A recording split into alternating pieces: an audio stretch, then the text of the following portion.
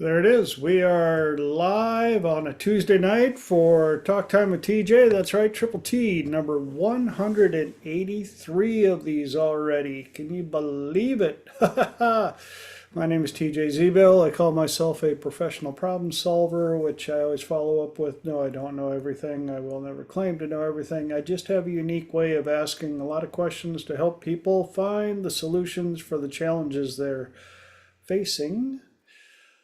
Hope everybody's having a great week. We got 4th of July coming up. Big celebration for us over here. Sorry for the disagreement way back when, before our time, for those friends of ours over the UK. But we're over it, I think, as far as I know. Enough of that. Welcome to Triple T. For those of you that are out on YouTube, I just remembered I forgot to, and we got the recording started. Man, I tell you what, there are some nights I'm glad that my head is connected to my body. I'd forget to bring that.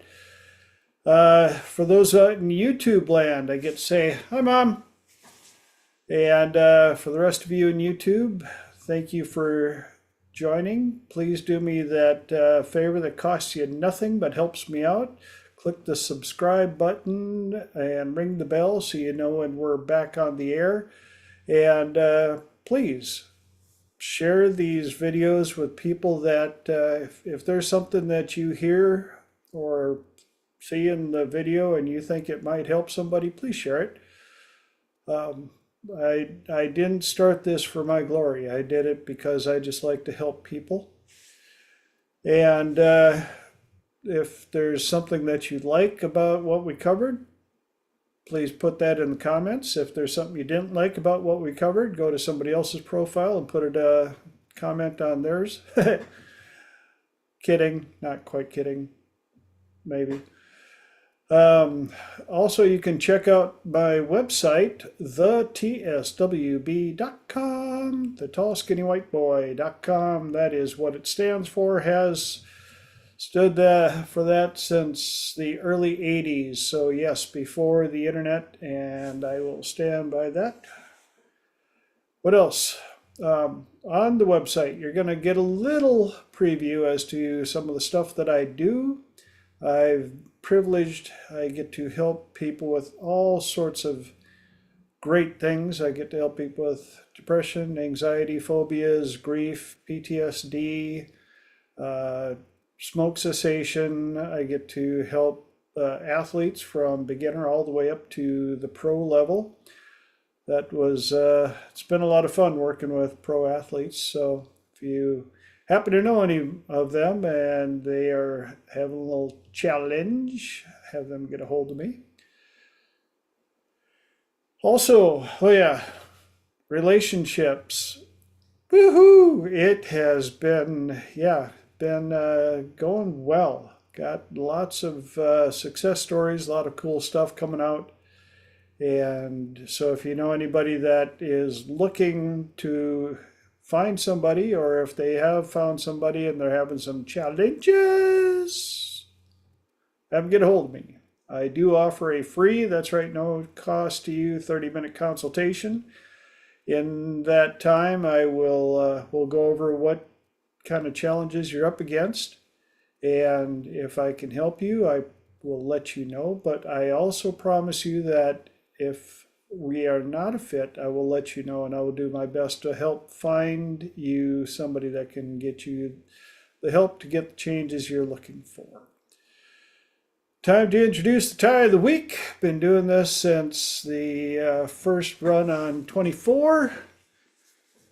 I know a few of you are going to recognize a few of these. Oh yeah, look at there.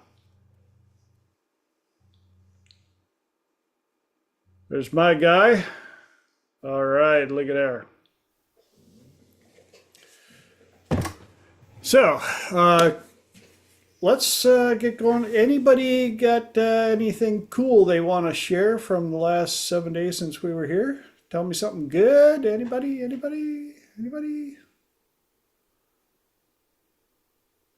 Doing lots and lots of things, podcasts, Lunch Money Club. We're gonna try Gary. Is it Gary VC? The little guy who's the wine guy? Oh, Gary. oh, Vaynerchuk? Yes. Gary He has an Vaynerchuk. idea. It says when someone's starting a new business, you should reach out to everyone in your contacts. And so I'll be doing that. Thank you, Cool. TJ, for your coaching on that as well. You're amazing. Thank you.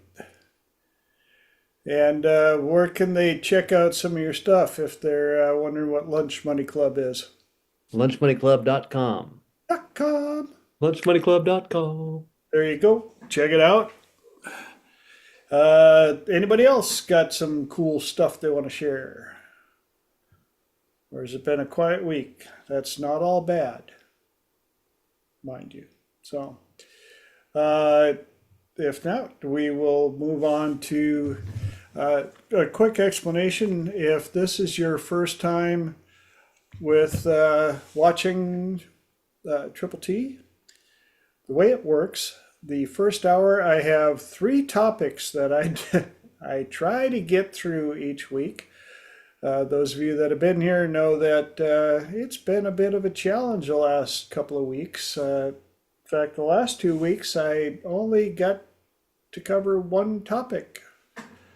So we'll see how we can do tonight. Then the second hour is a little magical change of pace.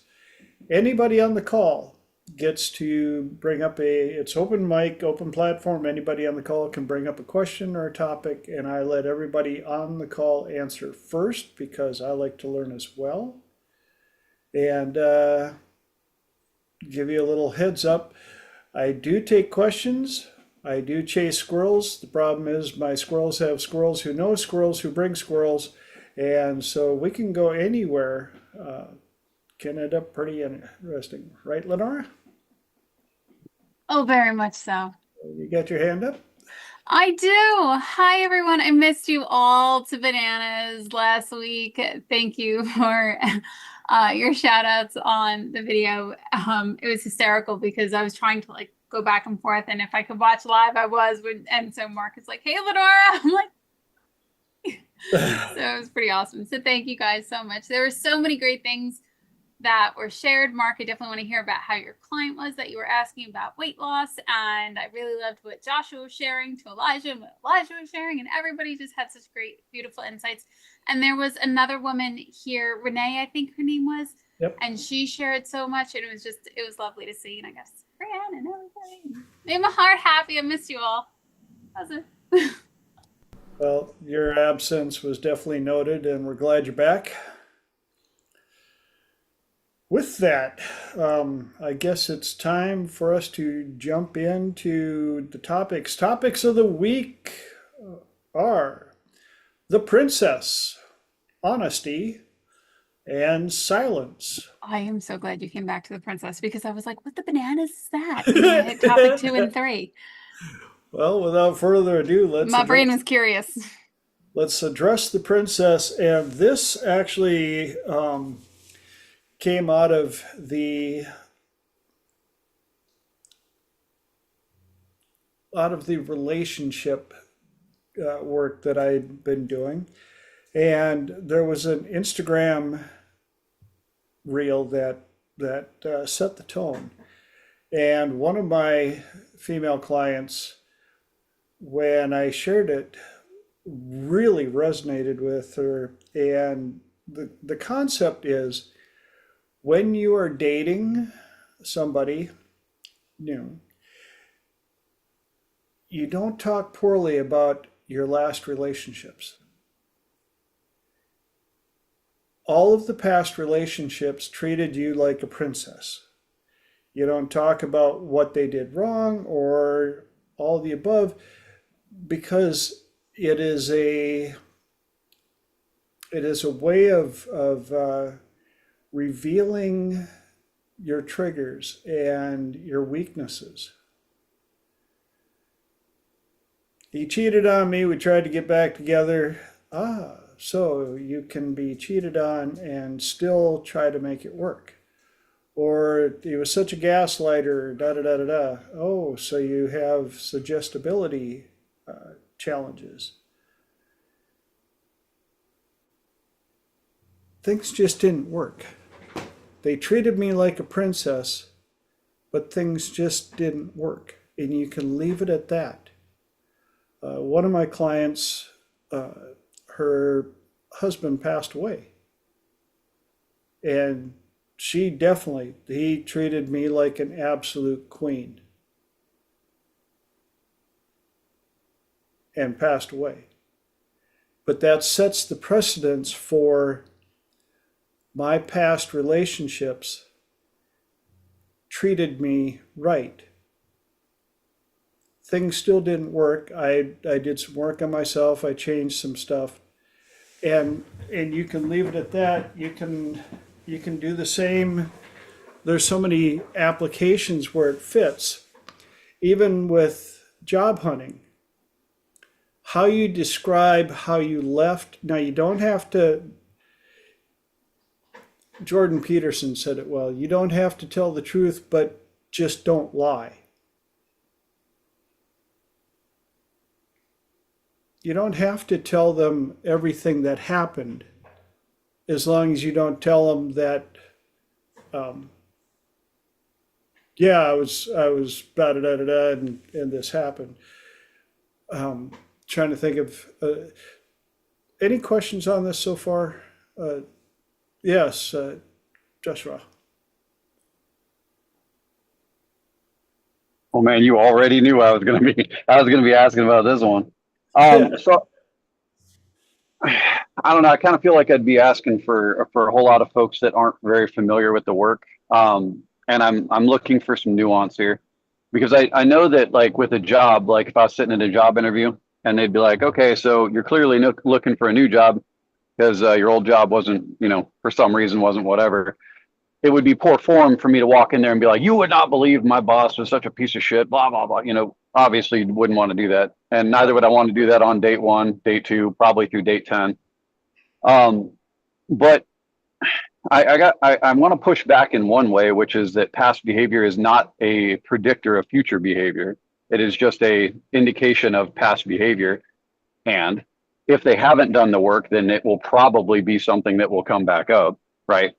So, like, my question would be, and I'll just use, this is a personal example, but like, I wouldn't, again, not in date 1 through 10 kind of material, but it's like, I've had people tell me when I've spoken of some of the abuse that I've been through, right? And so one of those things, the most common feedback I would hear in that thing is like, well, you've been through sexual abuse, so that means that you're going to abuse, other people. And I'm like, well, that is a whole lot of horseshit, and fuck you also. But like, so like, but at the same time, I understand that, like, if you're just coming out the gate swinging, right? Like, they don't, somebody like has an idea of you or whatever, they see you, they're like, oh my God, this guy's, whatever. It looks like he's got a crap together. Feels like he can protect me, like, and all this other stuff. And you just like sit down at the table, and you just start gushing and blowing your emotional load all over the place. And you're just like, oh, you wouldn't. And this other thing I've been through, and this other person I dated. And as I wouldn't do that as a shutdown, but that also shows that somebody hasn't done the work. Yes. Right. So it's like, so my nuanced question is, if it comes up organically, and because people want to know about your past, right? If you're going to be in a relationship with someone, I can't see it as like you shall not understand anything that I've been through. But like, if they ask me questions, or if maybe they're going through something and I'd be like, hey, there was a time when I went through this, and this is what I did to come through that. And I believe that you can do it. And here, 1, I will support you in it. Also, 2, here's my recommendations. And, and so like I'm asking for that nuance, because if I'm not trying to put words in your mouth, but if I'm not allowed to speak of those things, then I guess when is the inflection point where it becomes permissible to even anecdotally refer to stuff? I think what the difference here, the nuance is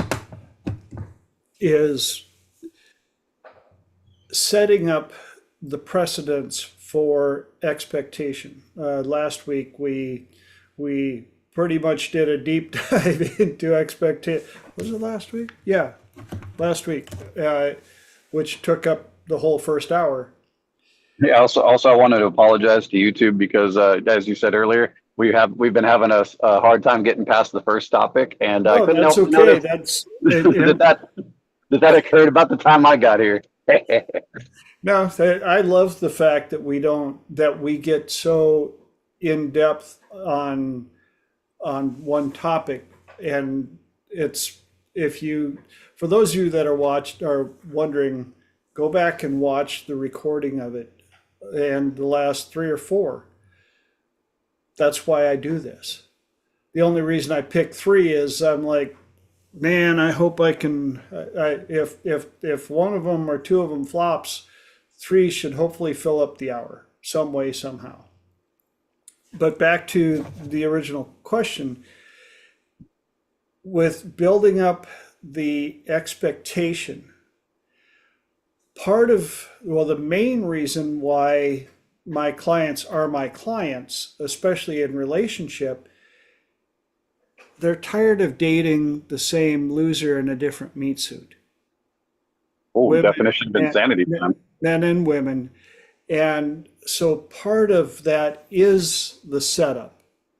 And you can describe past experiences without divulging how horrible things were.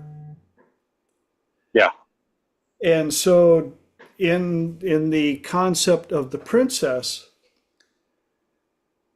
if she dated him for any amount of time, there was a time when she was treated as a princess.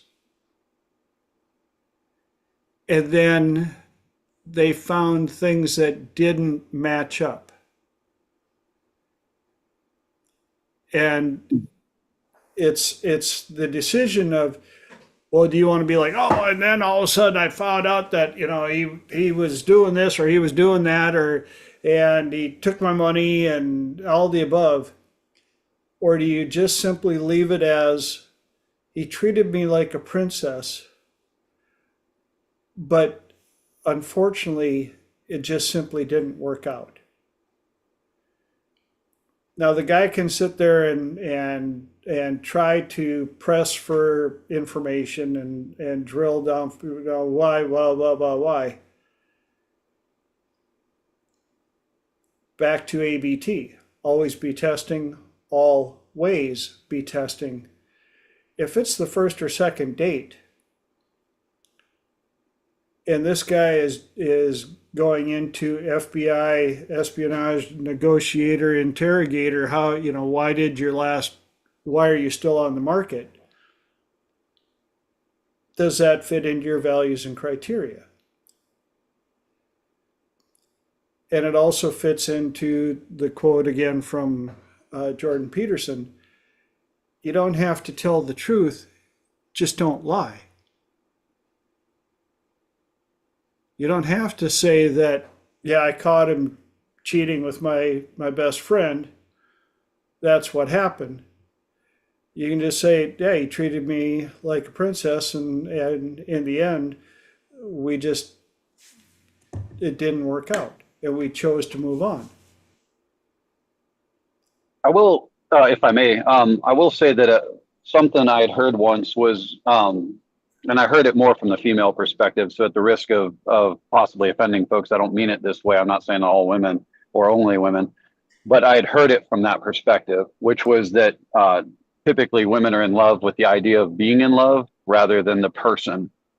And so like, I know guys do it too, right? Like, that's what I was saying, but like, is that what you're referring to? Is that what this is? Is it not like pre-phase where you want to make sure that you're not developing two different people, like the person that's actually there and then the person that you think you're in the relationship with? That could fit. Again, this is it. Part of it is done to help change your views on the past and what your expectations are in the future. My clients are taught to set up, write down their expectations, what they're looking for. They journal what exactly they're looking for in a partner, both male and female. Write down as many details as possible to make sure that they don't end up dating the same person in a different meat suit. I am familiar with the pattern, as least common denominator is you. But that would be more from the work perspective, right? So if you keep finding the same kind of, jerkin apes and stuff like that, then, at some point you got to ask yourself, like, okay, why do I keep finding like the same people? And I get that part of it, but that's more of the work side, right? Like once you start going inward and doing the work, that emerges. So I guess I get that. And I guess from the guy perspective, then, I'm still not sure if I'm getting, if I'm picking up what you're putting down. So I guess the refined question is from the guy's perspective. I know if I was out on a date with a girl, I would appreciate if like she demonstrated a kind of an ownership, because there's always three sides of the story: what he said, what she said, what actually happened. So if Yeah. a girl comes to me and she's like, oh, I was with a narcissistic abuser, and I'm like, in my mind, outwardly would not respond, but inwardly, I'm like, yeah, you and literally every other girl I've ever heard talk about a relationship. Ugh. But like, so I'm not trying to be demeaning. I'm just saying that, like, as a test engineer's perspective, if I'm hearing something that's, like 90% of the population saying the thing, then, I'm kind of like, it's always be testing. I'm like, I don't know about that. But if a girl was just like, yeah, they were good, they were bad, and it just didn't work out, I'd be like, oh, there's somebody who's like, like there's some like ownership of the failure. Cool. Like, and she can reveal that to me or not at her discretion, but it like doesn't trigger anything. I'd be a little worried if somebody was trying to say you treated me like a princess and it just didn't work out. But I'm not trying to pick. I'm just trying to understand, like, from the guy's perspective, like just what it is. Well, and I see hands up all over the place. That's what I Yep. love Sorry. about. No, it's okay. Um, a real quick story is, uh, I'm also an HGTV guy, because people that know me know with my background of building and stuff. And there was a couple on there, and they were rebuilding a house. They're not married, dating.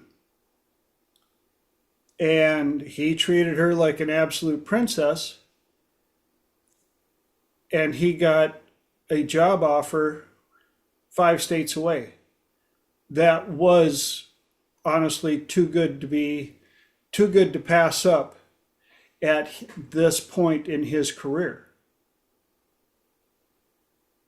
She had her established work where she was at, and they agreed to try the long distance for a little bit, and eventually agreed to be friends. So that's one of the scenarios. Treated like an absolute princess, it just didn't work out. But I'm going to get to the hands. Mark, thank you for your patience. Hand up. No problem. Excuse me. First thing I would say, Joshua, again, if you're going to be, again, if you're going to, you don't want a woman to know, everything about you in the first hour she meets you, and if you're, like I said, and if you're talking about your ex, again, she's going to ask, well, what does that mean? Is he still, hooked on her? And anyway, like I said, in the three magic questions and the echo technique, I've done a lot of thinking about that. And basically, when you echo somebody, you get a lot of data. You get a lot of metadata about them, their beliefs, their rules, their memes, their values, their ethics.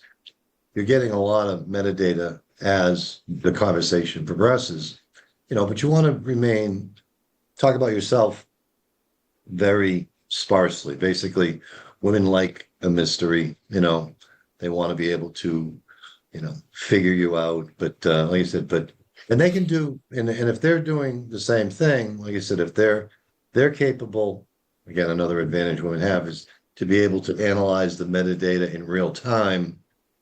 We have to go back and think about it, but they can do it in real time. And they're like TJ said, that, always be testing, but because when you get a lot of metadata from another person, you can do a lot of, again, you can figure them out. The more they talk, like I said, that they're, again, you're trying to create rapport. And that's what the 3 magic questions is about.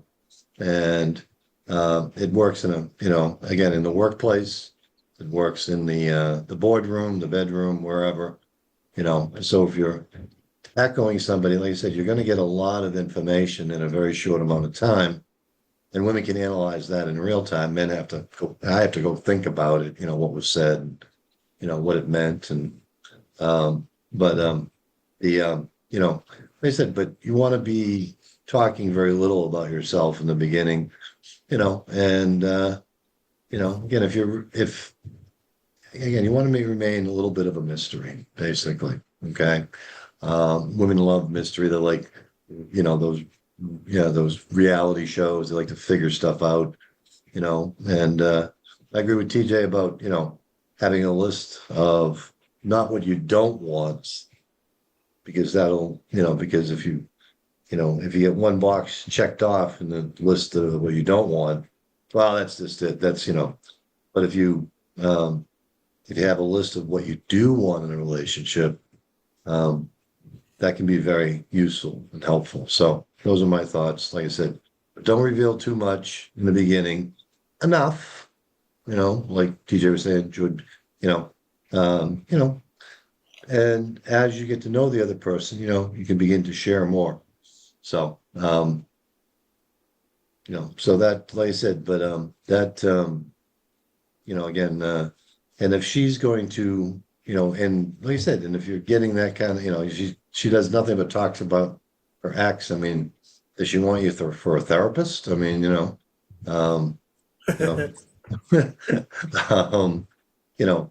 what's, again, but you got, like I said, if you do it correctly, you create a lot of rapport, the girls thinking, hey, this, again, and the best thing a woman can ever say about you is he gets me. He gets where I'm coming from. So, and that's what the echo technique, that type of rapport, engenders. So, yeah, like I said, you're, so as far as being, again, if you're dating someone who, starts talking all about their ex, are they really interested in you, basically, or they just want somebody to talk to about it? And, like TJ said, they're giving you a precise of exactly how to hurt them. And, that's never a good, first or whatever date, again, conversation. So what you're trying to do is build rapport, and, like I said, give a person their words back and they'll love you for it. So that's it from here. Cool. Thanks. Elijah.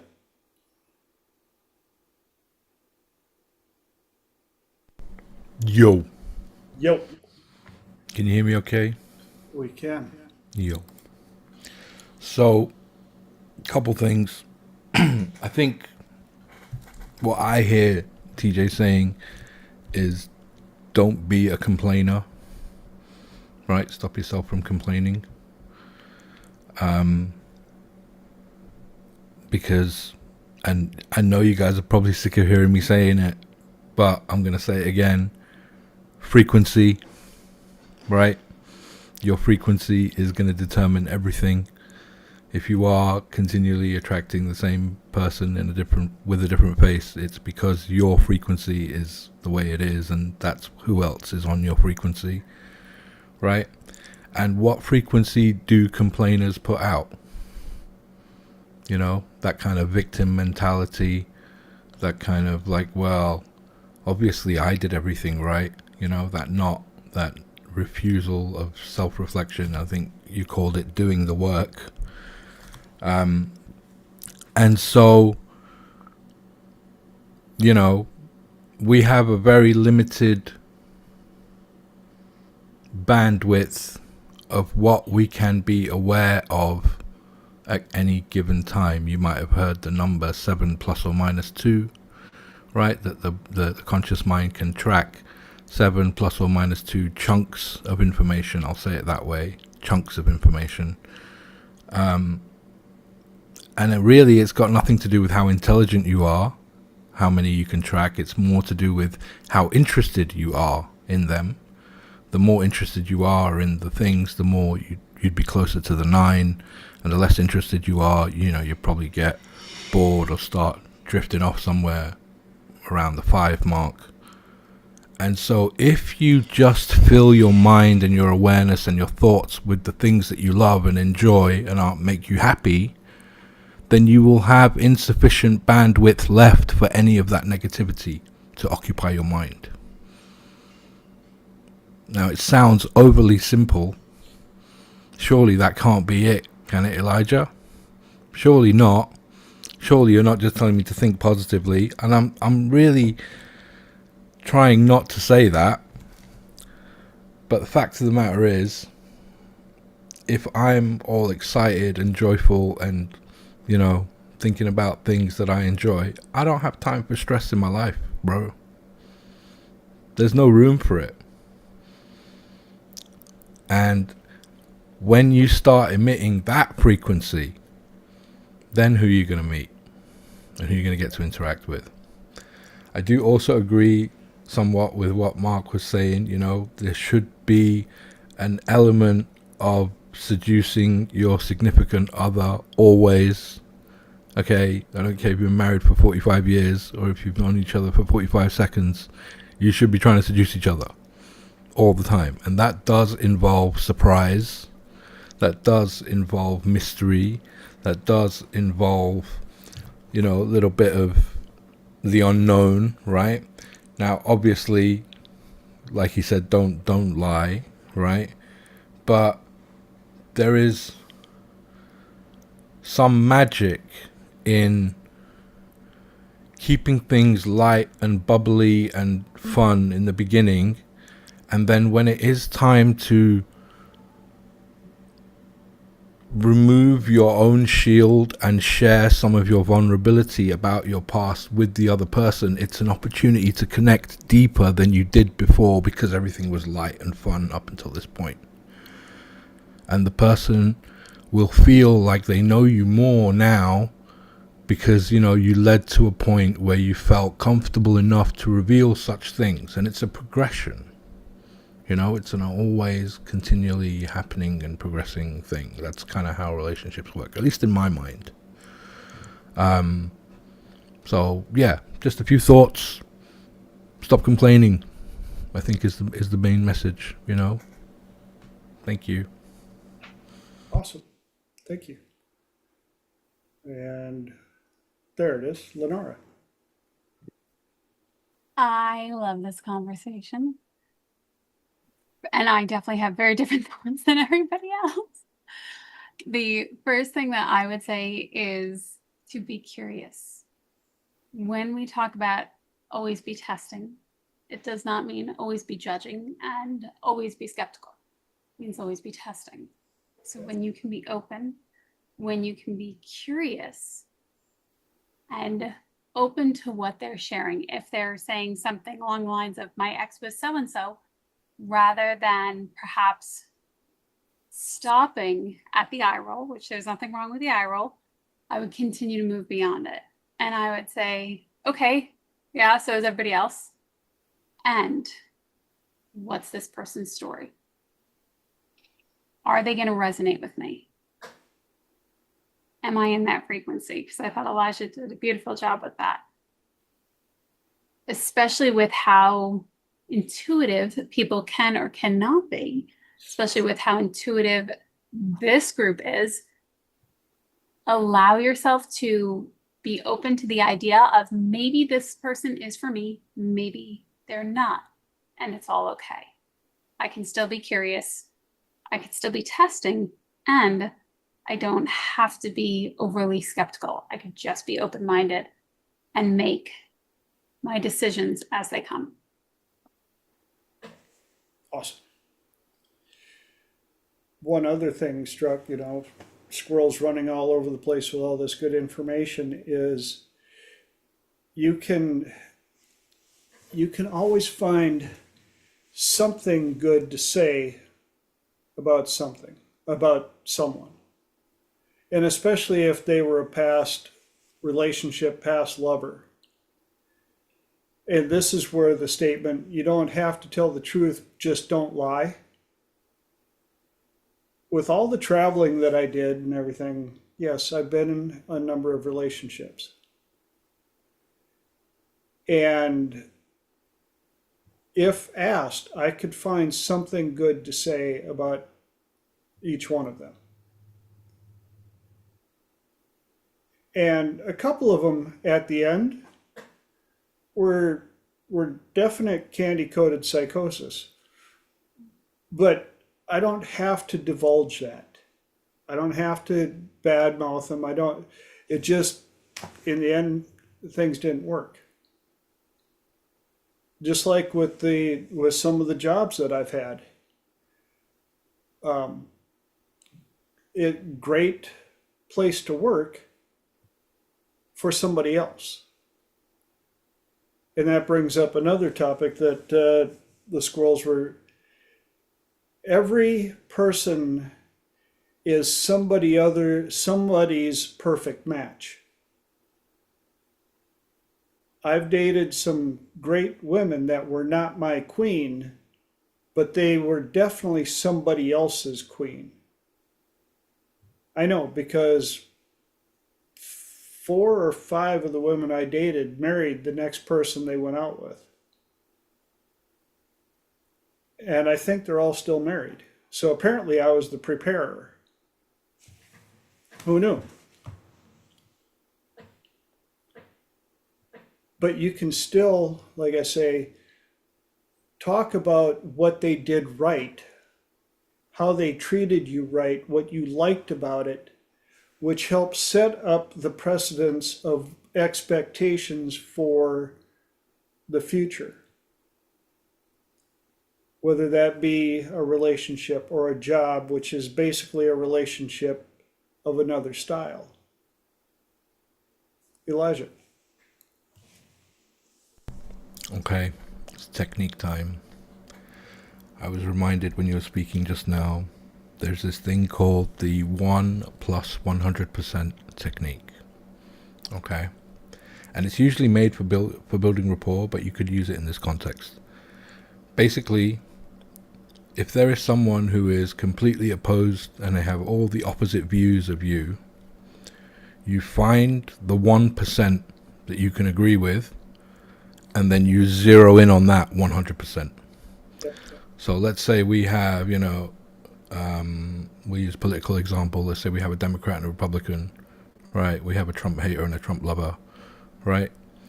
And the Trump lover is like, oh, he's so great and he's so amazing and so da-da-da and everything, and you are the Trump hater and you think, well, what can I say in the situation to not break rapport? What you say is something to the effect of, well, you know what, I got to be honest with you, I'm a Democrat. First things first, you don't lie, okay? First things first. But I do like just how much Trump kind of gets his supporters, jazzed up and excited, and the feeling with strong conviction about the views that he's expressing. And I do sometimes wish that we had a leader that could do that for our side as well, right? So you kind of find the 1% that you can agree with, and you just go all in on that.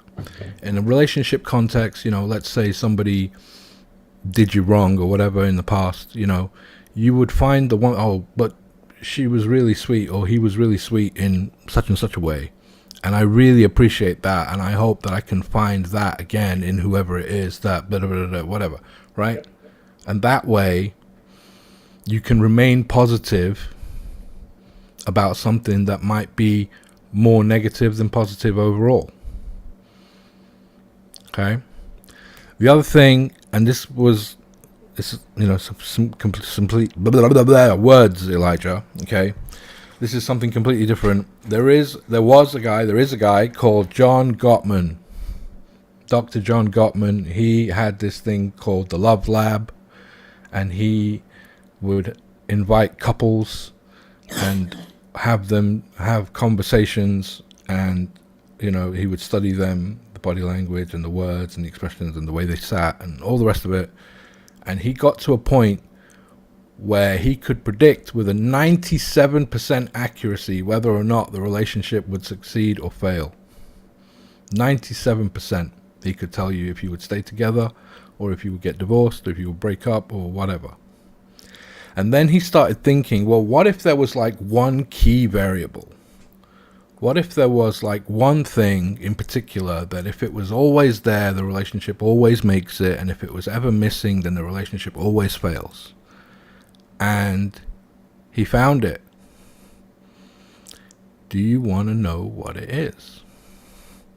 Come back next week. No, I'm joking. Right?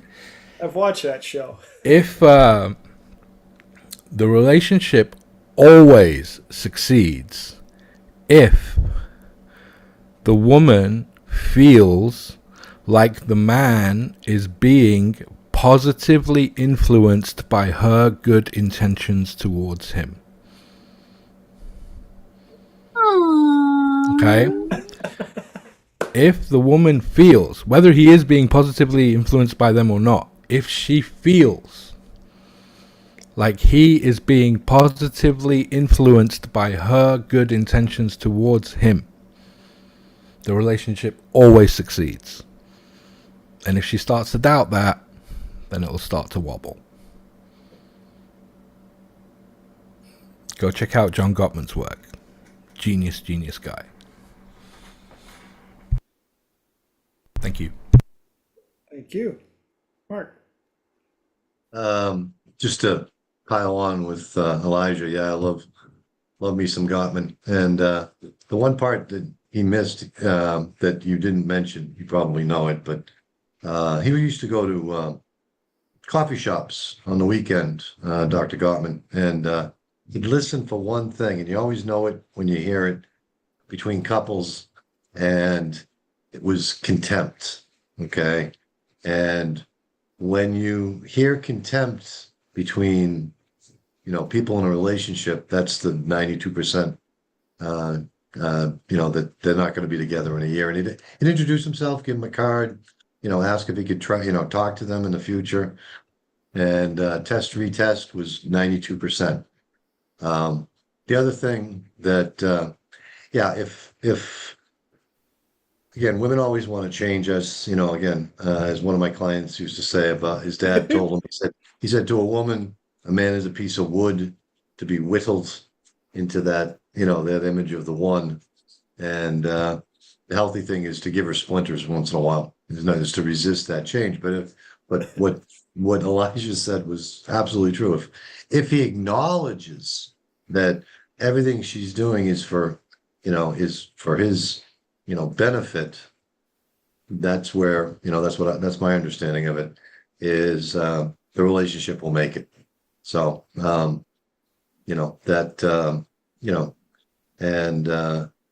again, I do that, like I said, I do that at home, if some of my wife's in the past choices at the the supermarket are healthy choices, I'll be unpacking it and I'll look at something that come out of the bag and I'll go, oh, that's love, and I'll put that in the fridge. It's funny because it's true. But yeah, if he acknowledges it, if he understands that that's what she's trying to change him for the best, and he acknowledges it, yeah, that was, Dr. Gottman. The key point is, the relationship will endure. 41 years, not 40, Elijah, 41, going on 42 in September. Right on. Lenora. That is super cool. Congratulations on 41 there, Mark. I did hear about the contempt one. And I also heard that if a couple is in a room together and if one of them says, "Oh, come here, come look at this," and the other one stops and comes over to look at the same thing, that is also a indicator of a successful, strong relationship, because the other one's pausing, or if the other one's dismissing them, going, "No, I don't have time for that," is a separation and breaking connection. Unless she knows that he's one of those guys that, here, smell this. Fair. Pull my finger. Yes. Yeah, that interaction you were describing, Lenore, is like, okay, it's a test. Am I important enough for you to stop what you're doing? And it doesn't matter what the request is am I important enough for you to stop what you're doing and, give me 110% of your attention? So, and that's always it doesn't matter the format or the words. It's, am I important enough, for you to, you'd be watching the ball game, pause it, give the woman your attention, and, then you pass her test. Yeah, So, for some guys, that's an entirely different level. But luckily, I'm not one of them that if the ball game's on, she says, "Would you help me?" I'd be like, "Oh, thank God, something." Joshua. Going into page 2 on the notes.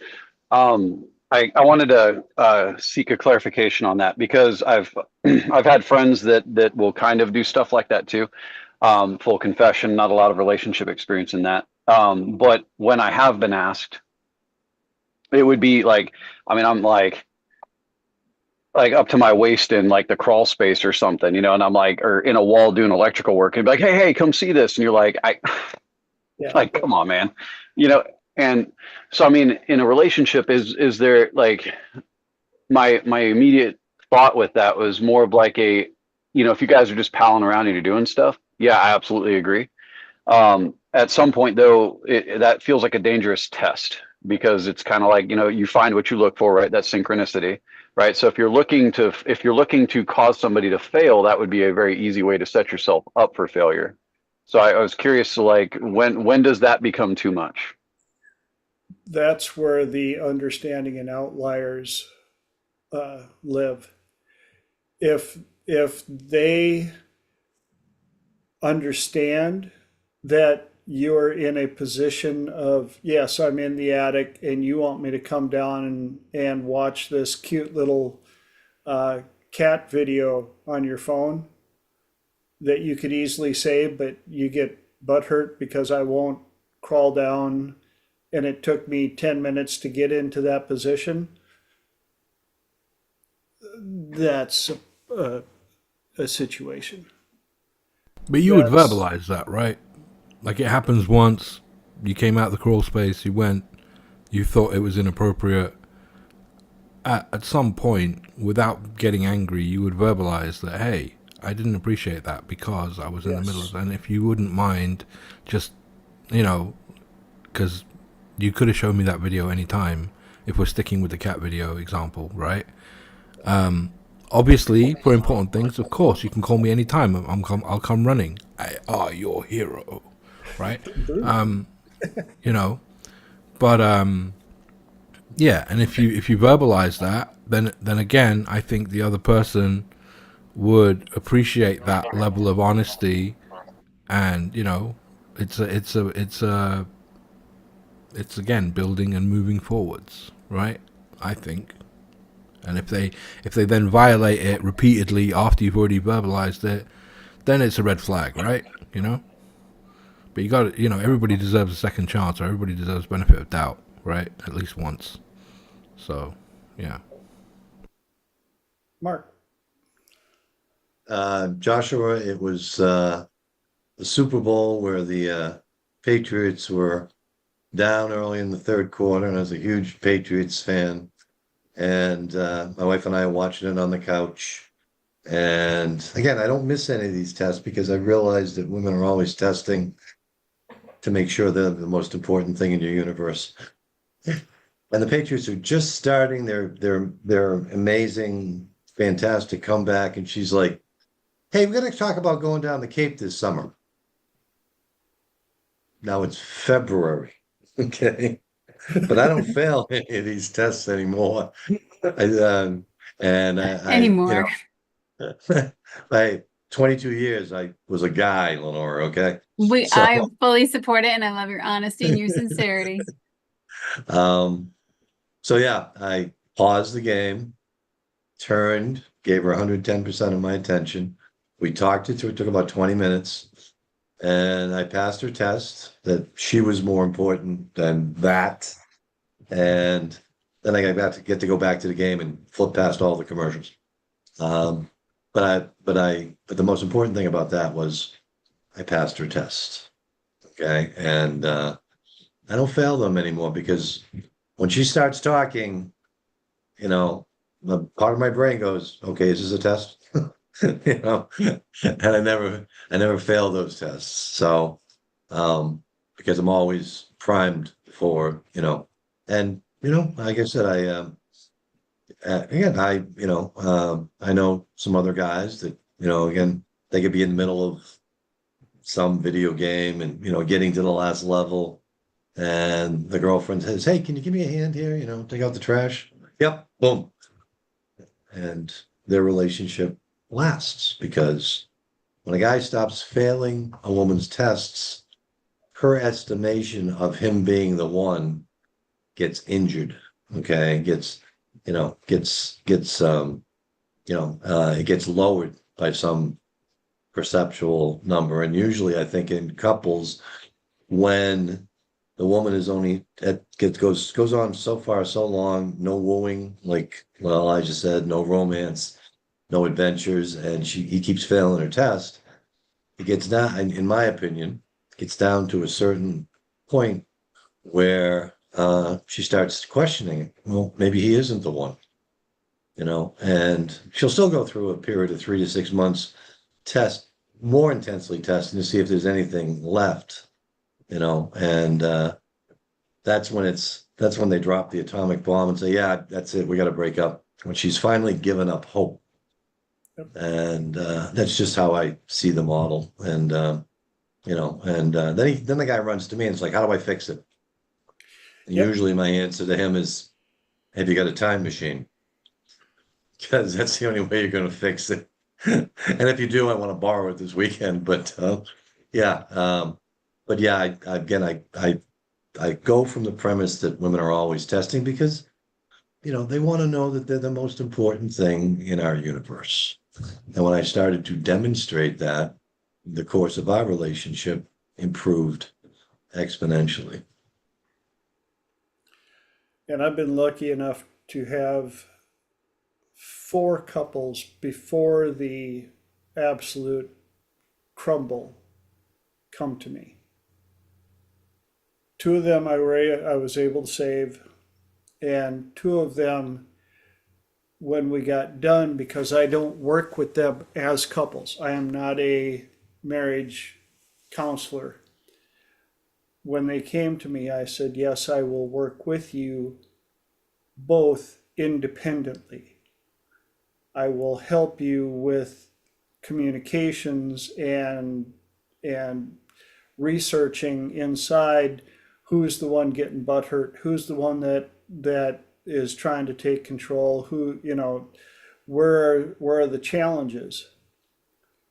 And all 4 of the couples grew exponentially as individuals. And like I said, 2 of them, when they figured out what the challenges were, they were able to course correct and get back together stronger than they were before.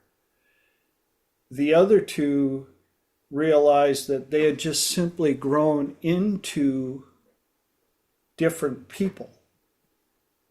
Still loved each other, but their vision of the future for themselves was different. They had both evolved into different directions. And they were able to stay amicable and friendly, but they just simply agreed that as much as they loved each other, they were not a good fit in a relationship. And I've been there.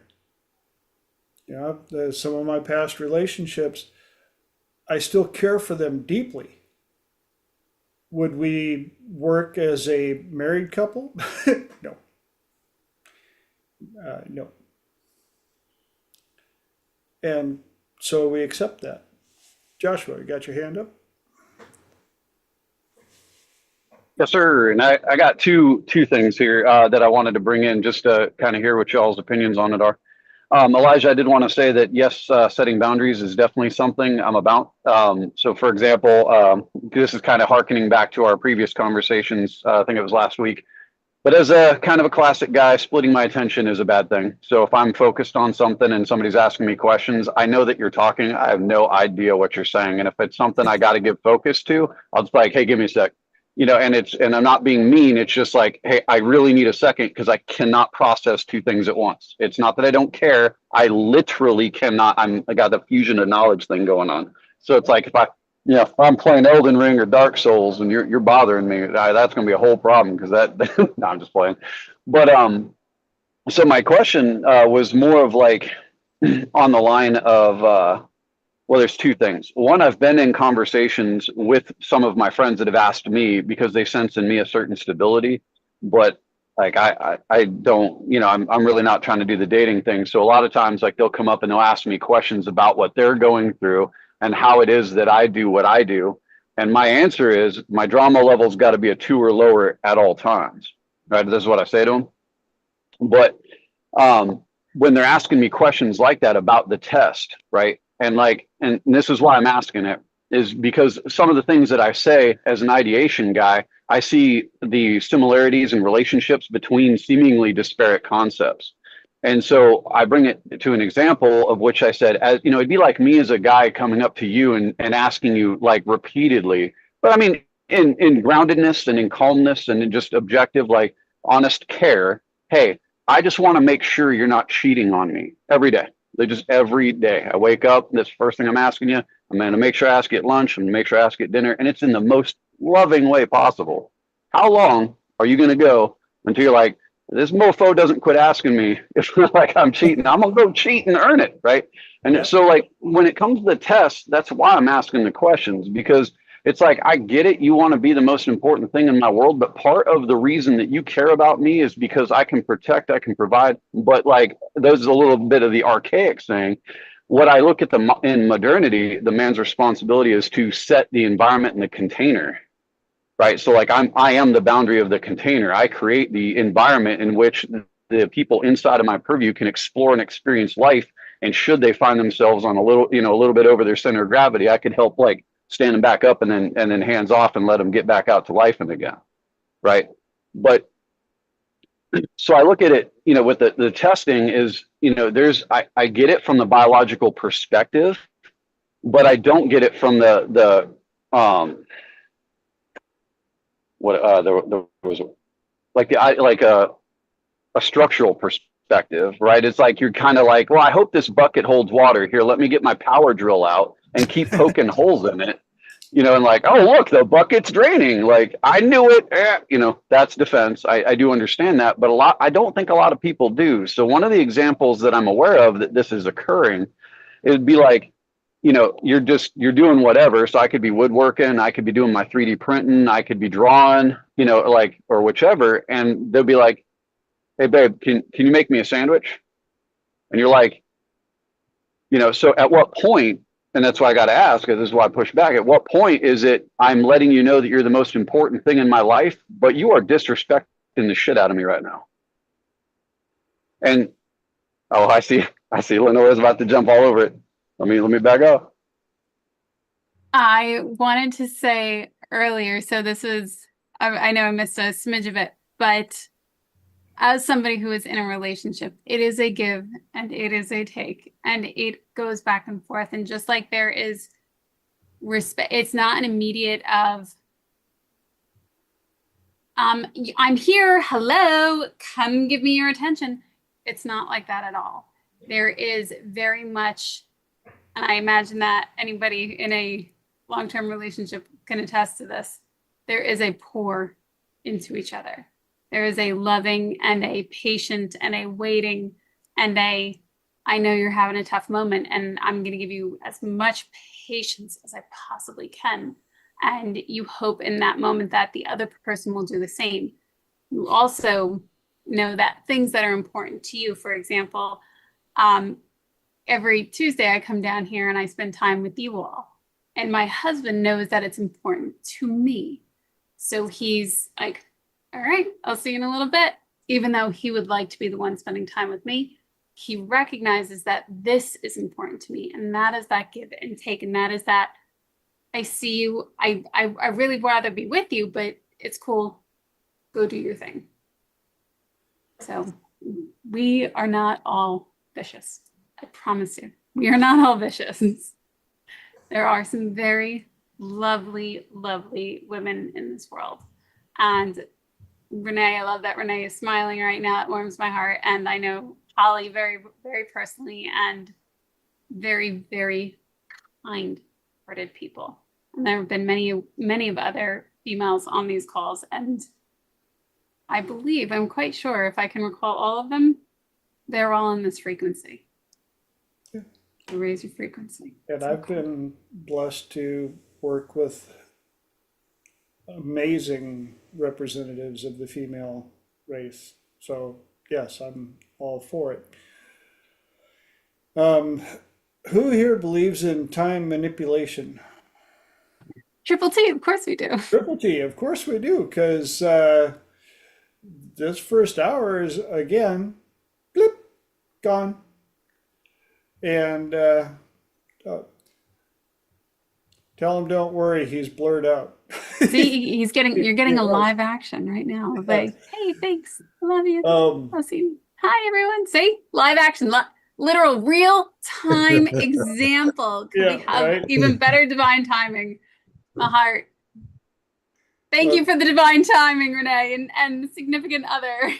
you can tell him now that there was the exact example of, honey, could I get a few seconds of your time while you're doing something? 1-800 love you, honey.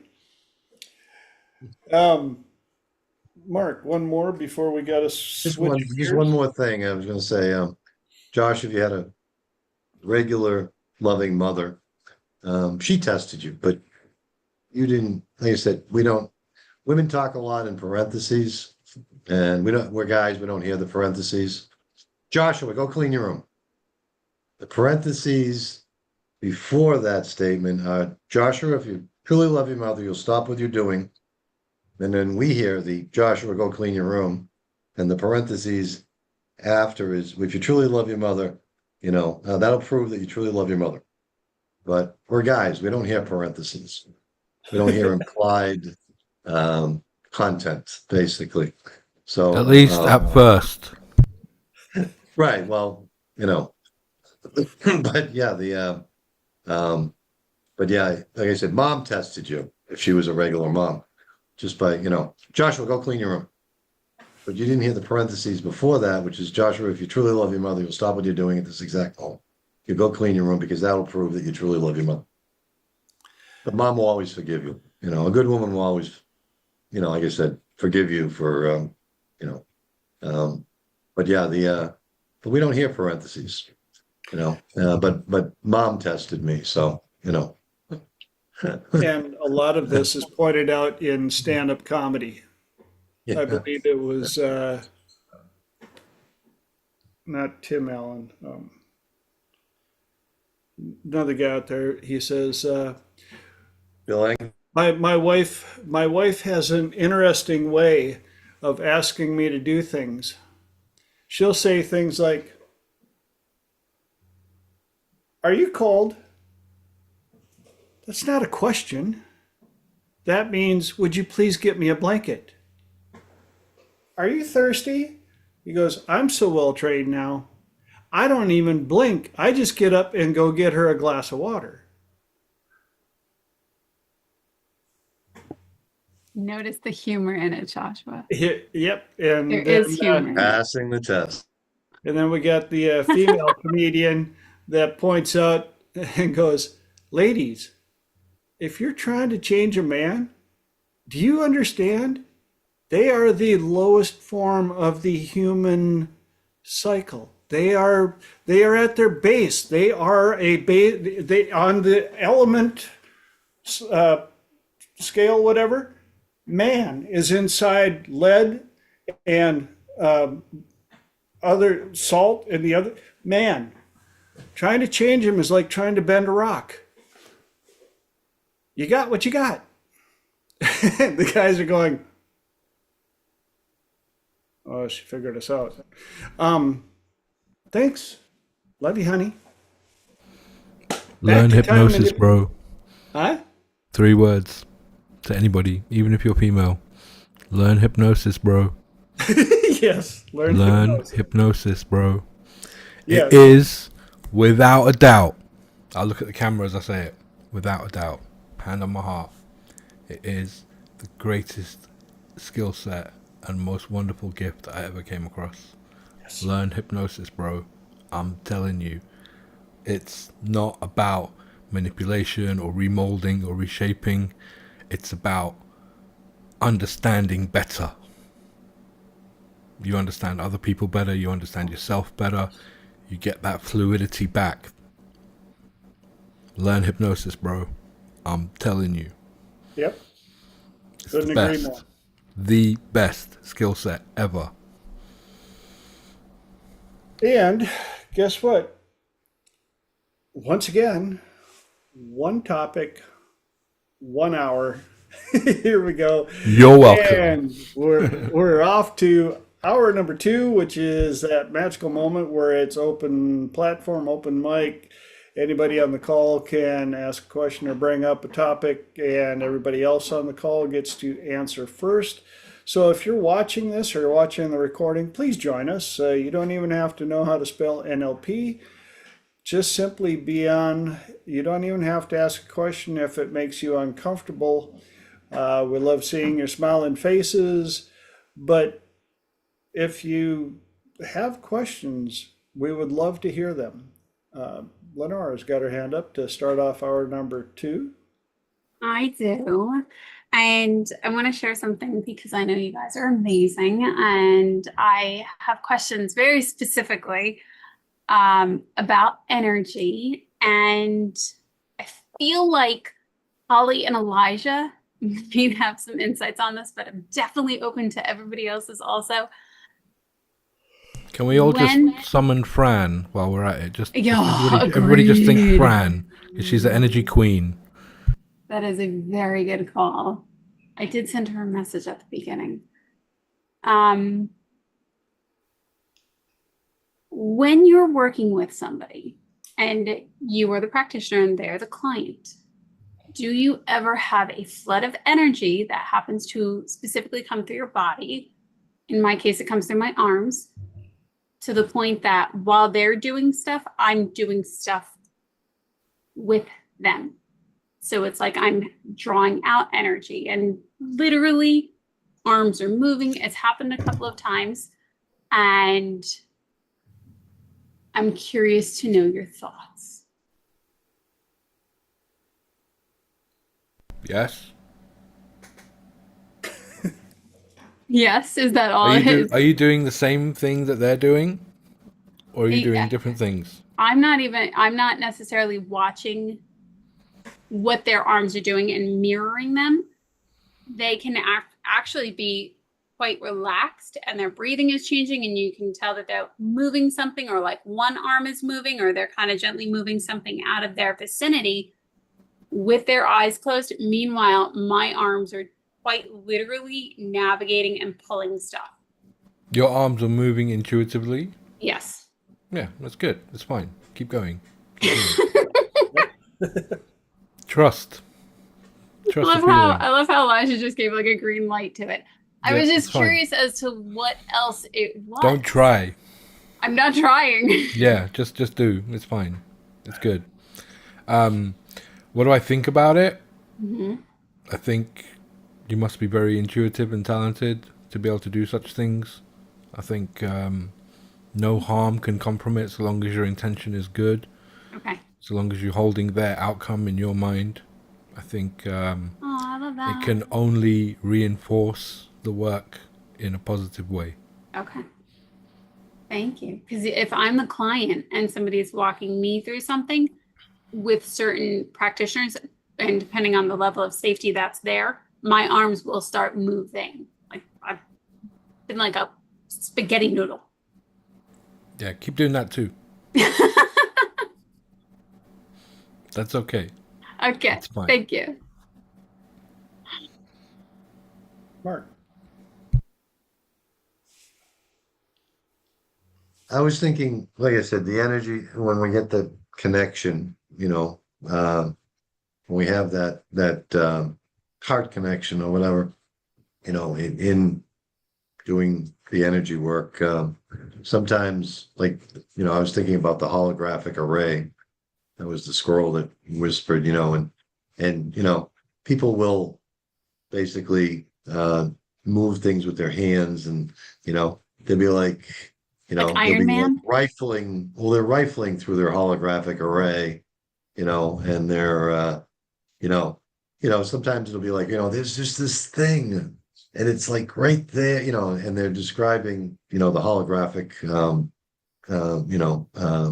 thing. So when the energy's right, they're, like I said, they're that connection, like I said, you're also, like I said, looking through their, all of, like the good pictures and the less than positive pictures and again, so yeah, if the energy, again, I agree with Elijah, like I said, that, like I said, that energy is being shared and, you're getting, again, but also, like I said, they may be looking for something and you're doing the same thing simply because of the depth of the rapport. But it's about the connection, Dr. David does the thing where he does the sway test and the other person he imagines himself like a pole running through the top of his head down to the ground. TJ could probably explain it better.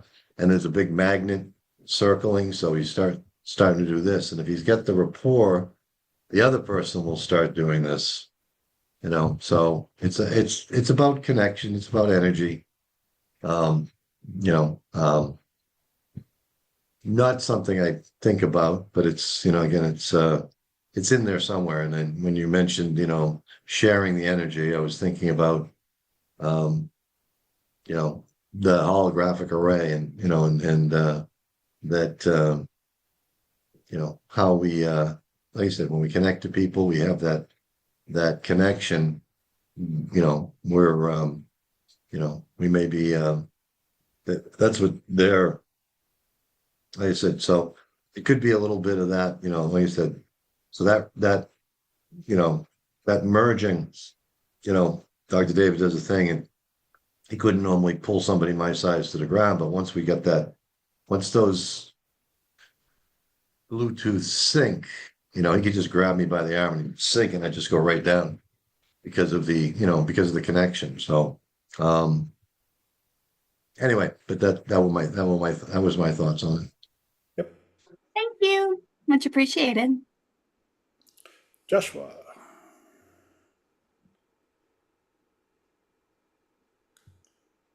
There we go. I don't have any clients, so I can't weigh in on that. I'll just weigh in on the martial artist side. I do know that the moment I make contact with another person's body, usually at the wrist, like when we meet in the agreement, I can immediately feel their feet through their entire body. And so as they start to move, I already know, and this is so like coming out of Wing Chun, when people ask me to describe it, I usually describe it as the story of everyone else's butt whooping, and they just can't wait to tell you about it. And so, because as they start to move, you're like, oh, he wants it like this. Got it. You do your thing, you know.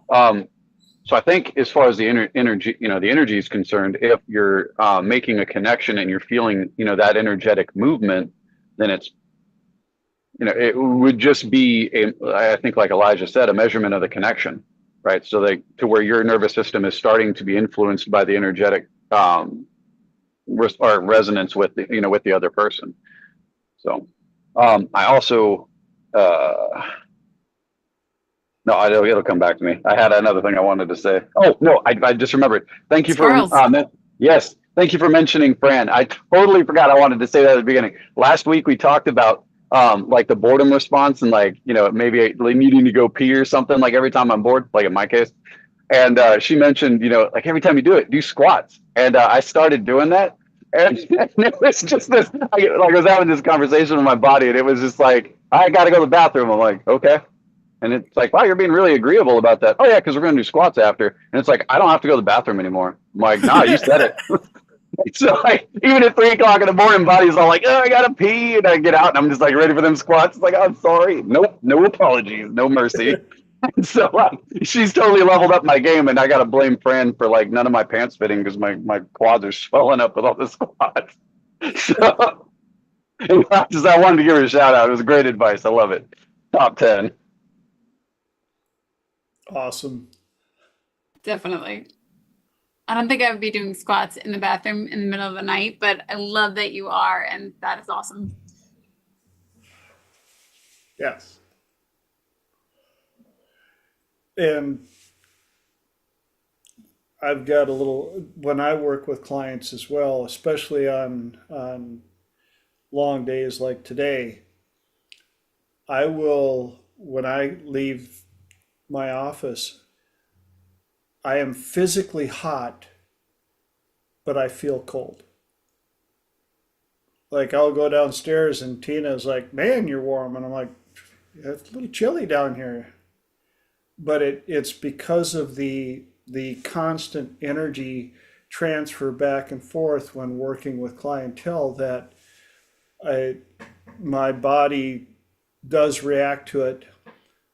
Luckily, I learned quite a while back to have certain plants around that I can do an energy exchange with. Which, for those of you that are watching, you're like, this is getting woo, woo, woo. Yes, I get it. 15 years ago, I was right there with you. And And once you we're not even experience, close to woo woo yet. yes, I know. We're I was going to barely say, dipping a toe into woo woo. I was like, an Elijah Saturday marathon. yes. But once you've experienced it, you're like, oh, this is what they've been blowing out of proportion and ruining with movies and storybooks and stuff. Okay, well, cool. But I have a question about your question, right? Question? Yeah. Just a follow-up question, if you like. Love it. Do you know what it is you're feeling when you do that? Or are you As not in, aware of like, it? no, Like, I'm do aware of it because if I try to stifle it, it doesn't go very well. like, you know, you said it comes through your arms, Yeah. right? Mm-hmm. You recognize that, right? That, Yeah. it's coming through my arms and it's going Mm-hmm. to, and then I need to, or I feel the urge to Yeah. whatever, right? But you can easily recognize that, and you can also tell when your body is telling you something, or you cannot. I can. So just so I better understand you, for example, I'll get different insights of questions to ask. I won't even pay attention, and I'll just be like, "Oh, that's an interesting question. Let me ask that," rather than what I would have consciously thought. Something else will just come up, and I try to be very present and really, quite literally, surrender to it, and just like Right. you take the wheel, and I'll just be the conveyor. Okay. Communicator. And are you able to? That's good. are you able to tell the difference between the baseline you and when that is happening Yeah. clearly? Yes. Okay, that's good. That's all I want. That's what I wanted to Yeah. ask. I That's thought you good. were saying like, do you Because know some what on people them is don't moving? know when Oh, it's no. Oh, no. when it's an outside. I'll call it loosely an outside influence Yeah. that's prompting them to ask something or to Mm-hmm. do something, versus when it's themselves thinking. Like, you might not. Some people might not think that they're overthinking, but they might be Mm-hmm. overthinking and then convincing themselves that they had an intuition. And that's really what I Mm-hmm. was getting at, is that you Gotcha. realize that the difference between a real intuition and one that's fabricated. Yes. Very, Okay, very much good, so. good. Thank you. Otherwise, I was going to give you an exercise. Ah. Do you No, want to still too give late. the Too late. exercise? Too late. You don't need it. Let's not mess with you. You know. Thank you. Thank you. I All right. appreciate that. Did you get your question? I did get my question answered. Okay. Thank you, everyone, for your insights and your thoughts. Well, that means it's time for another question or topic. So, who's got something for us? Mark. You unmute. Yeah, I had a question about changing the direction entirely. Focus versus perspective. And as I see focus is the lens fueled by motivation, where people, set goals and then they start moving towards them. But focus without goals keeps people lost in the minutia. Perspective allows people to zoom out and see the big picture. And perspective allows people to dream big dreams, but people are always dreaming. They have a problem focusing, chunking down. I just wanted to know what techniques you guys might use with, clients to, if you sense that they have a hard time focusing, maybe exercises that you would use to help them focus, or if they have a hard time chunking up and seeing the big picture, what kind of things would you, assign as homework to get them to, change their perspective to, see the eagle's view rather than the worm's view. Great question. Who's got an answer for him? I was going to say, can we get a more specific example? Like general focus, as in, are they focusing? Is it an internal focus that they're trying to raise their awareness of, or is it an external? Well, I don't have a good example, but I was, because I was thinking, I was big picturing it. Like if somebody is so focused with all the dynamics of the, how much they hate their job, and this one is stabbing me in the back, and this one's running me down to the boss, and they can't. They're so up close and personal that they can't chug up and say, you know what, I don't need to be here. Again, what there's got to be a place to work than this. I have a skill set. I can find someplace.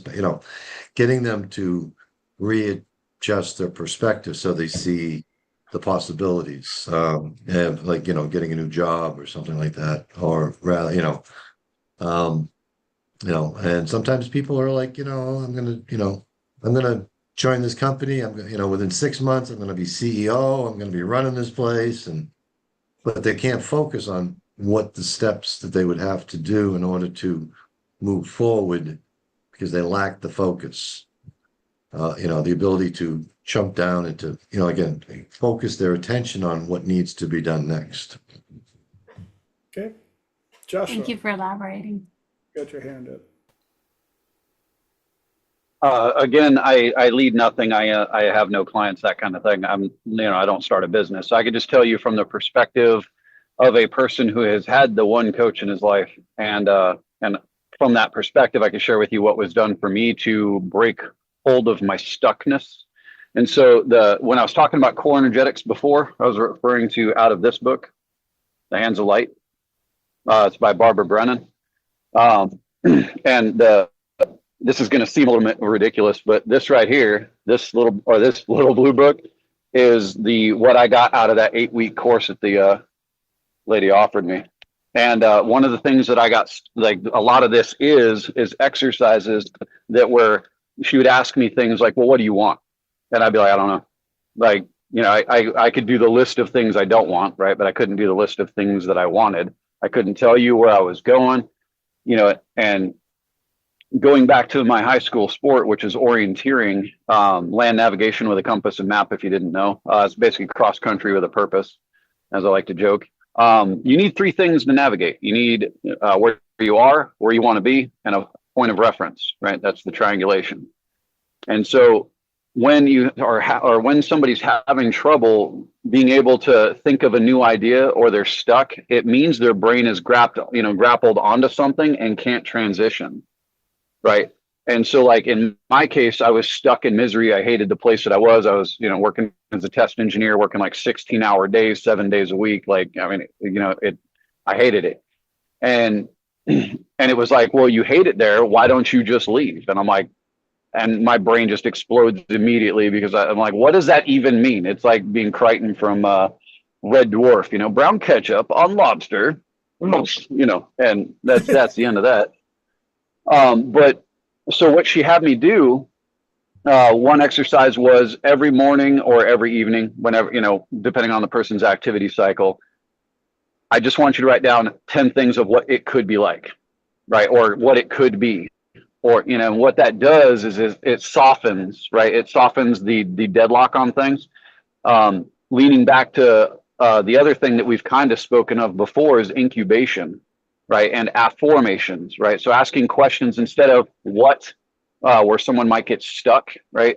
It's like, even if you were to ask me like, well, Josh, what do you even want to find in a lady, right? Like concerning dating or something, I'd be like, well, I can tell you what I don't want, but the what I do want is a harder list to come by.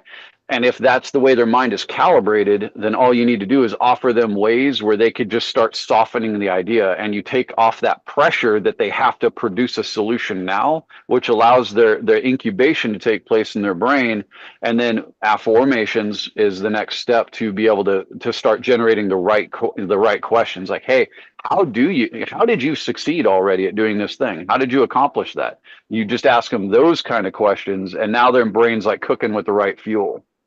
But it might just be 21 days of, the softening exercises. And I brought that up because in when I was doing that coaching program, it was a group setting. And so whenever the other men's got homework, I would do it with them. Anytime anyone got homework, whatever it was, I would do it with them, even if it generally it always applied to me, but even if it didn't necessarily apply, I would do it just to start softening in other ways too. Right. So it's like, maybe you can't figure out, maybe that guy, he's a CEO or something, and maybe he just can't figure, like if you asked him, where do you want to go eat tonight? And he's like, I don't know. I don't care. Right. Have him soften there. Right. Because it's something that doesn't relate to his work. So it might be a little bit easier for him to play that exercise. And then the incubation takes over, and now his mind relates those two things together, and he comes up with solution for his job. But the first thing is like, if you want to organize somebody's house and they're hoarder status level 12, the first thing you got to do is create more space so you could explode their stuff out into a larger pile so you could actually see what you're working with.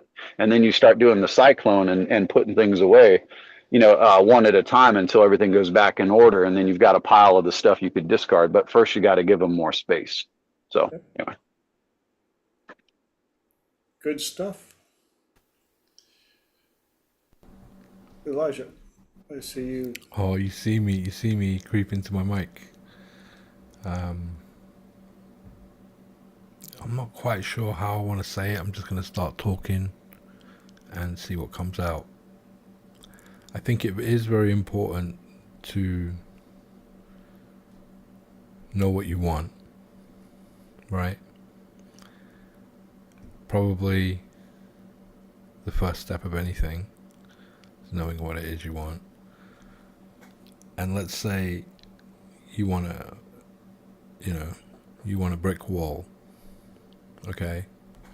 If you keep imagining the wall it might seem, especially if you're not a bricklayer, that it's, it's a really big task. You're going to have to get cement and bricks and a level and do the foundation and make sure the ground's flat and, ideal measuring, because you don't want to cut the bricks uneven sizes, and it can be overwhelming.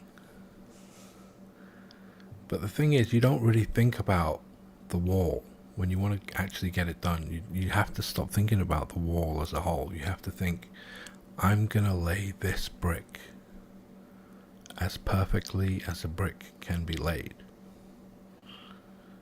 And then you just have to repeat that over and over and over again until you eventually have a wall.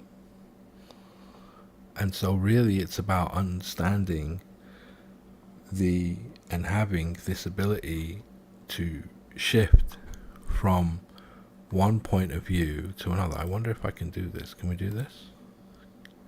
Do you guys see that? Can I do that? Yep. You guys see it, Yes, right? sir. Okay. So let's say you have like this, okay? And I'm gonna draw some arrows like that, right? Not very good arrows, but something like that, okay? And I want you to imagine that you were at the tip of the arrow looking at this hill curve thing. And how do you feel about it when you look at it from here? And how, if at all, is that different than looking at it from here? What about maybe from there? Or perhaps there? Some people don't like this next one, so I warn you ahead of time, but what if you're looking at it from there? What if you weren't at the tip of this arrow, but actually at the back of it, looking from the very edge? How does that change things? What if the arrow was a squiggly line kind of arrow? Does that change things? What if it was from this side? Does that change things? The point I'm trying to get is, if you can make somebody do this exercise for like 5 minutes straight, hold like a jar of some food in front of them and say, okay, look at it from here. Now look at it from down there. Now look at it from over there. And just keep switching, keep switching. What you're doing is you are priming their mind to search for different points of view, different perspectives, different ways of looking at the same thing. Right? So that would be one way to help someone who's too focused and needs the shift to perspective. And what I was saying about the brick wall and laying each individual brick, that would be a metaphor or a story that you could tell to get somebody to really focus in on the daily or hourly repetitiveness of the grind in order to get to that big picture thing. And those are kind of the two examples that I have for you. Yeah? Good stuff. Thank you. Couple of things that popped up. One, Fran heard us. I'll send our energies to her to join us. Yay! Second one, three things that came to mind immediately when this was brought up by Mark is micro versus macro, which Elijah kind of touched on. So many people look at the entire project without breaking it down to the smallest step that they can find. Another one is future pacing, which I do quite often, because that allows you to future pace them to a certain destination in time, look back and look for any potential landmines, issues, or things that they could identify that may be in the future. That allows them to go back, course correct, future pace again, and you can run that scenario quite often until you get to where you can see a much clearer path. And another one is the timeline protocol that I do, which allows them to get much better perspective on where they're at in their life, what it may look like in a time perspective. Where might this fit into my timeline? How much time might it take up? Where will I be able to fit this in and make it work? Just like with last week where we brought up the whole working out thing and brought up, if you go to the bathroom, do push-ups or do squats, all of a sudden it's like, oh, well, I'm already doing X steps. Now I can attach Y steps to get Z outcome. And so there's a lot of different ways. And of course, building in metaphors that they understand so that they can break it down to their own understanding. One of the things that Dr. David talked about quite often was people will not believe what you tell them, but they will believe what they come up with on their own. And so it's our job to find out ways to get them to see things on their own and come up to their own assumptions. We just lead them into that pathway. They can assume that the world outside the front door is a big scary place.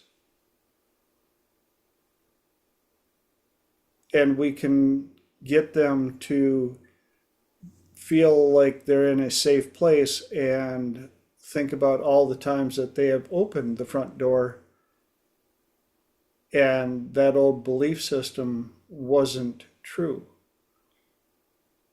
And now they can apply it differently in their lives to benefit the direction that they're looking to go into. Does that make sense, Mark? Cool. Any other questions, ahas, epiphanies? Elijah? Yeah, there are words you can use just to help you do that. Words like suppose, or what would it be like if, imagine for a moment. It just comes down a little bit to a bit of finessing with your language. Like, what does the word suppose really mean? It means just put everything on hold for a sec and imagine this. And it's very disguised. It's very native speaking. Everybody understands what it means. But suppose for a moment. And, if you change your tone like that, Yep. you'd be mid-sentence and say, I wanted to ask you, what if you were to suppose for a moment, right? And suddenly you're into that kind of, that boundary of walking between trance and waking, and, that kind of fluidity of the rhythm in your voice and the changing of the tone. And, it's going to be really easy for them to make those shifts. You hear that.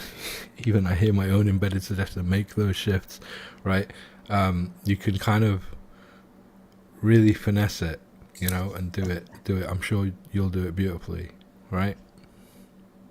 Just be patient with it,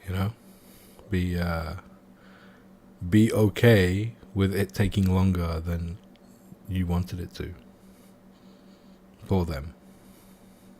Another one of my favorite words is the word might. Might is the one that you can ask a question utilizing the word might, and it gives the people the freedom to answer without fear of judgment. What might this look like? Instead of what will this look like? Fran's got her hand up. Yes, and all that dovetails beautifully into working, getting your client to talk about their unresourceful state, and all the problems and the ins and outs of that, and then to move to a different topic where you get them to focus on something they love doing, something they do really well, and then just by the conversation, then you start bringing in what the problem is and how those resources, but you let them do it, not you suggest it. Let them make that unconscious connection between the resource rich to the resource poor and actually transfer that way of doing it to the problem. And very often the problem solves before you've even finished the session. What a surprise.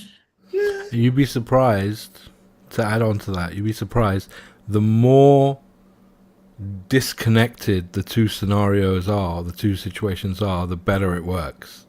Like, I helped somebody with, I can't even remember what it was. It was like self-confidence and relationship issues, by having them tell me about how they feel when they're surfing and how they feel wonderful and empowered, and they love the wave and the patiently waiting for the wave on the board, and that moment when they start paddling and suddenly they have to stand up and then they're riding it, and all the excitement and the buzz, and just talking about something else that was completely not connected to the problem at all, where they were empowered.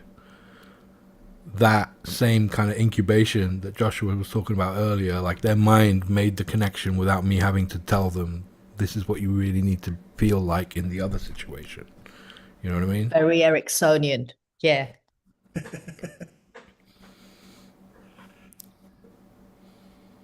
And there's also a huge book of metaphors that people can. I like that.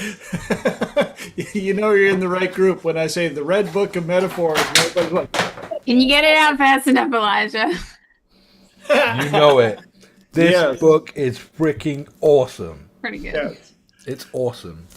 It eBay. is, for those of you looking, it is The Hypnotic Suggestions and Metaphors by D. Croydon Hammond. Yeah. The big red book of metaphors. Amazing. And the funny thing is, I've had people call me Metaphor Man for quite a long time. I've just had a natural knack for talking in metaphors. It really does. It's quite impressive. And I And never found the out same about either. I found out about that book, and I started looking through it, and I'm like, oh, that's a good one. Oh, yeah, I got to remember that. Oh, that's another good one. So, and metaphors are an amazing way to get a perspective or an idea across when you may not have the same level of education or knowledge about the idea, but if you can put it into a metaphor, you can easily transfer ideas and thoughts.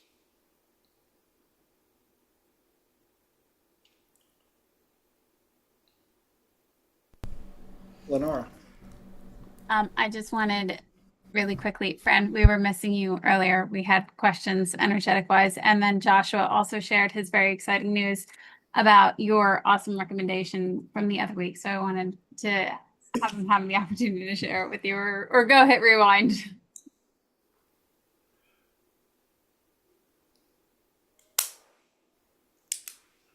Go ahead, Josh.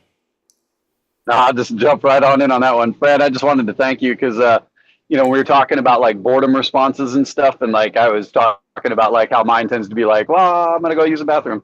And then, you'd mentioned doing the squats. Well, I've been doing that all week. And And it's been hilarious. Like, you know, and I wanted to share this again. Sorry, YouTube, you just have to deal with it. But no, I just wanted to share it again. Was like I've been having these like conversations basically with my inner child, like who's piloting the Joshua Mecha with the little you know, buttons and knobs and crap. And he's just like, I want to go bathroom. And I'm like, all right. And he's like, what? That's too easy. And I'm like, oh, because we're gonna do some squats afterwards. What? Yeah. And then so like I've just been, you know, doesn't matter, 3 o'clock in the morning, whatever. Just 10 squats after every bathroom trip. And so you know, I wanted to say thank you because that's been helping me like create movement, right? Leaning back on a few conversations ago, just in my life, which by the way, week 6 after the surgery, they drilled and put screws in my arm, and I'm already, you know, doing all my normal workouts, but with zero or minimal weights. And some of my ranges of motion are already recovering to full capacity. So, but you know, with the extra you know, momentum and everything, so it's just been funny because I've noticed a marked drop off in the amount of times that I have to go to the bathroom. This is like every time it's like I will go pee. I'm like, oh boy, oh boy, oh boy. And it's like, nope, I take that back. So I also wanted to ask you, you know, what's your email address, because I need to send you my PayPal information so you can buy me some new pants because they're starting to not fit because my quads are getting too big. I'm just playing though. Oh, I love that. And the other thing to do is to remember to try and make it fun. If you can make it fun or make yourself laugh while you're doing it, so it's not a chore. If you can find something active that is fun, whether it's dancing or whatever floats your boat. That's why I call it 40-hour fitness. You can even apply it to the workspace. You know, a lot of my high school athletes and athletes that still have to work, I tell them, do you only work out when you're at the gym? And they give me that look like, well, yeah. I said, well, you're at a physical job. Is your mindset on the muscle groups that you're using to do that job? And are you focusing on each of the individual steps and activities that you're doing while you're at work? Do your protein shake and all of your vitamins and stuff before you go to work, and then focus on each one of the activities that you're doing to get the workout and get paid while you're doing it. And if you slow it down, slow the movements down, you're actually working the muscles even more in a considered and a well-aligned way. And it gives you a whole new focus on what you're doing and how you're doing it. And you get a lot more benefit if you just slow that movement down. Yeah. And remember the importance of breathing properly while you're doing Yes. it. I even saw a fireman who was working out. He had a metal bar with 4 rolls of fire hose that he was lifting, and I'm like, that's a lot of weight. That there are a few people around here. Fran, of course, knows what a roll of fire hose weighs. So you put 4 of them on a bar, and he's like, we don't have it. We can't. Our department can't afford a full gym, but we've got plenty of stuff here to keep us active and strong. So. And you've got your own body weight, and there's an amazing amount you can do with just your own body weight. Exactly. Well, we got 10 minutes left. Who's got a 10-minute question? Welcome to Triple T. If I could, can I ask my question to Fran to see what her thoughts were, since we were talking about energy? Would anybody mind a repeat question? Okay, good deal. So, hi, Fran. I missed you last week. I miss you every week, but you already know that. You get all my messages. When I'm working with certain people, I will have energy come through my arms. to the point that as they're doing their eye close process and manipulating energy, my arms are quite literally going. What are your thoughts on this? I love that there's a big smile and thumbs up. Elijah is like, yeah, totally. Of course. I said the same thing, Lenora.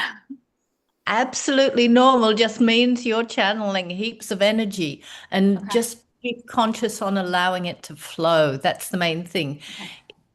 Okay. In the sensation in your arms, how to describe that a little more? It's almost like there's a charge. Like if I try to sit on my hands, it's not a good thing. And they'll do different things. A lot of the time they'll look like this, or they're shifting. And then my right arm tends to be more active, but this one will do other things. It's just that the right happens to be more active. And I can tell that it's not mine. I don't know what specifically I'm doing. I'm not like, oh, move this here, move this there. They're just doing their own thing. That's absolutely normal if you're an energy worker. That's just Okay. what happens. If you block it, it stops the energy flowing as Yeah. much as it could. Go with it and enjoy it. Okay. Just tell your client if they're looking at you doing funny things, this is just the energy flowing. You're getting all this amazing benefit. Just enjoy. Okay. Awesome. Proud. Well Thank done. you. Thank you. Marvelous news. Thank you. Thank you.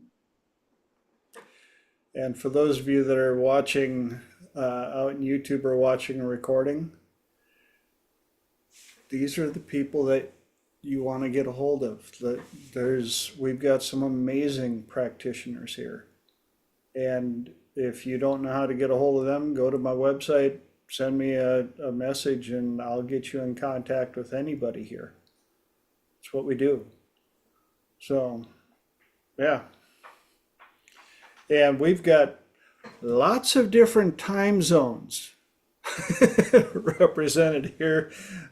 Sydney, Australia, and the wonderful UK, and the East Coast, and the West Coast, and Canada, and I'm not saying that to impress you, but to impress upon you. Oh, I'm sorry. Yes, Perth. Yes. Are you in the same time zone as Sydney? No, I'm 2 hours behind. See, now we've got a whole nother time zone there as well. So, yeah, reach out. No sense in sitting there wondering. Fran, in your part of the world, you don't change your clocks, do you? No, we don't. And I'm very It's happy genius, about dude. It's genius. Yes. I If love only not we changing didn't have to clocks. change the clocks twice a year. It would be so much easier. Don't Like, get why me didn't you started. do it? The only trouble is other people do. So you've got Yeah. to cope with lots of different time zones, Right. which goodness for apps like No Time Zone. And yeah, otherwise I get completely lost. I find it Twice a so year. strange and fascinating that, like, you know, your part of your country doesn't change their time, but the rest of your country does. It's kind of weird, right? We've got the same thing here in the US. Arizona and Hawaii are like, we're not playing that game. I didn't know that.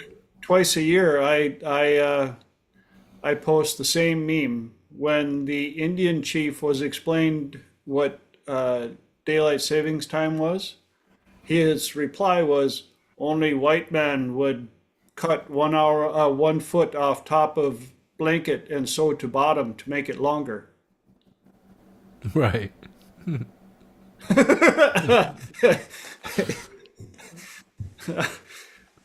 I hate it because luckily I was taught at a young age how to transfer quicker, especially when traveling. Whenever I do a time change, as soon as possible, I go out to witness either a sunrise or a sunset Right. because it's a global anomaly, and your brain will go, sun came up. Yeah. And you look at the watch while it's going, and you're like, oh, okay, it used to be 7 a.m., now it's 9 a.m. Okay, but this is the start of my day. In fact, Yeah, and it affects your melatonin levels and all that. yes. You know? Yeah. So if you take melatonin as a supplement when you're traveling or when you've arrived at your destination, it can help reset your body clock too. But I love TJ's method because that's a sort of natural melatonin reset. And for some reason, it's more difficult. I can't remember which way round, traveling east to west or west to east. The adjustments just seem easier one way rather than the other. When I flew to Australia to teach, first thing I did when I got there, this bless this lovely young lady that was working the front desk. I said, "Can you tell me what area, what direction the sun rises?" And she goes, "I think it's in the east." Yeah. What? Yeah. Which way is east?